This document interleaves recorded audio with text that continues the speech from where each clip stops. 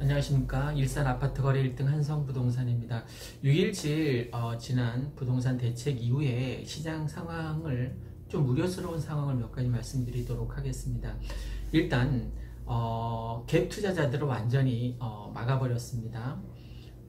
전세를 끼고 아파트 투자를 하겠다는 그 원천 차단했는데, 일산 이 백마을 같은 경우도 이제 조정지역으로 묶였으니까 네가 아파트 대출을 받아서 투자할 거면 뭐 들어와서 살아라 이죠, 그죠? 전에 주택이 있더라도 그걸 처분하는 조건으로 6개월 이내 처분하고 6개월 이내에 들어와서 살아라인데, 자, 갭투를 이렇게 막으면 뭐가 문제가 되는지 한번 차분하게 살펴보도록 하겠습니다. 자, 지금 이 일산 백마마을 같은 경우는 일산 전역이 백마마을뿐만이 아니라 지금 전세 대란입니다. 그죠? 그 전세 대란의 원인은 그때 말씀드린 것처럼 창릉 3기 신도시 분양받기 위해서 지방에서 서울에서 막 몰려들고 있는 겁니다. 그러니까 이 고양시에 배정된 분양 그게 30% 정도 되는데 1순위가 되기 위해서이죠. 그 1순위가 되기 위해서는 거주 2년 조건을 채워야 됩니다. 그러니까 2년 전에 들어와서 살아서 나중에 창릉 3기 신도시 분양 때 1순위가 되겠다라는 거죠. 그래서 대거 몰려와서 지금 전세 찾기가 거의 힘든 상황입니다. 소위 말하는 전세 대란인 거죠. 그리고 나머지 20% 경기 지역에 이제 배정되어 있는 것도 이제 차순위로 넘어가게 되니까 두 번, 세 번 이제 기회가 있어요. 그죠? 여기 주거지를 옮겨 놓으면. 그래서 지방에서 서울에서 막 몰려들다 보니까 이 일산 백마마을 주변, 일산 전역이 전세 대란입니다. 물론 이쪽 백마마을뿐만이 아니라 서구 강선마을이나 문초마을, 후곡마을 경우도 마찬가지입니다. 일단 일산에 거주를 옮겨놔야 되니까 2년 살아야 되니까 옮겨오는 과정에서 지금 전세 찾기가 참 힘들어진 상황입니다. 자, 그러면 정부에서 계속 갭투를 전세 끼고 사는 것을 막게 되면 어떤 현상이 일어나게 됩니까? 실거주자에게만 이제 허락하는 거예요. 그럼 전세 물건이 어떻게 될까요? 완전 동일하겠죠, 그죠? 전세는 어떻게 해서 생기는 겁니까? 투자자가 전세를 끼고 갭투를 했을 때 그게 다시 전세로 나오는 거죠. 실거주자가 전세를 내놓은 경우는 없지 않습니까? 자기가 살아야 되는데 대부분 투자자들이 전세를 끼고 갭투를 해서 그게 전세 물건으로 나오는 거예요. 근데 지금 조정지역으로 묶어놔서 실거주 위주로 거래를 추진하다 보니까 전세가 나올 수가 없는 거예요. 그죠? 그러니까 투자를 해서 전세 끼고 투자를 해서 와서 살지 않고 그게 매물로 나와야지 전세 물건이 살아있는 거 아닙니까? 지금 뭐 유일지 대책 이후에 굉장히 좀 차분해진 것 같아요, 시장이. 다행히 저희는 뭐 계속 거래가 있었습니다만 오늘 같은 경우 조금 전에 오신 손님이 지금 3단지 31평 보러 왔는데 이분은 특이한 케이스예요. 본인이 대출을 받지 않고 1억이 있다는 거예요. 본인 소유 1억이.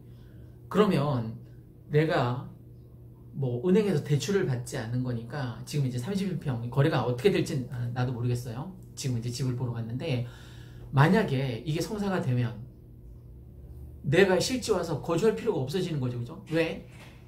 은행에서 대출 받은 게 아니니까, 무주택자이니까 이제 1주택자가 되는 거예요.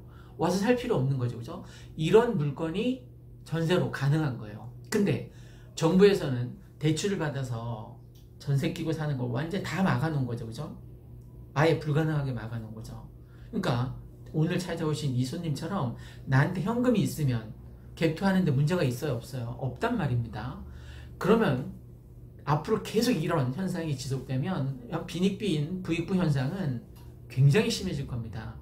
지금 무주택자들이 집값을 이렇게 옥죄한다고 해서 좋아할 일이 전혀 아니에요.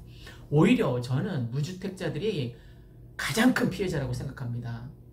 현 정부에서 무주택자를 위해서 계속 정책을 뭐 20번 폈는데 20번 다 올랐어요. 그럼 아직도 집을 사지 못한 무주택자 입장에서는 정말 열받겠죠. 그죠? 정부에서는 무주택자들을 위해서 계속 정책을 폈는데 아직도 집을 못 산 거예요. 살 수가 없는 거죠. 그죠? 전세 끼고 못 사니까. 내 직장이 저쪽 어디 다른 곳인데 여기에 와서 살 수가 없는 거예요. 그죠? 와서 실거주하라고 하니까.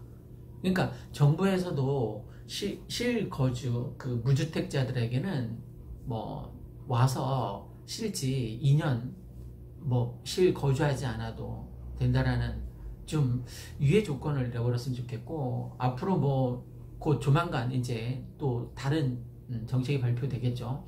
파주하고 김포를 다시 조정지역으로 먹는다던가, 아니면 너무 전세 시장이 지금 많이 사라지고 있으니까 임대사업자, 주택 임대사업자에 한해서는 와서 주거하지 않아도 뭐 거래를 허용하는, 그러니까 임대사업자라는 것은 주택이 여러 개 있는 거잖아요, 그죠? 1주택, 2주택, 3주택, 4주택이 있는데 실거주를 걸어놓게 되면 어디 가서 살아라는 거예요. 1, 2, 3, 4 중에서 어디 가서 살아라는 거예요.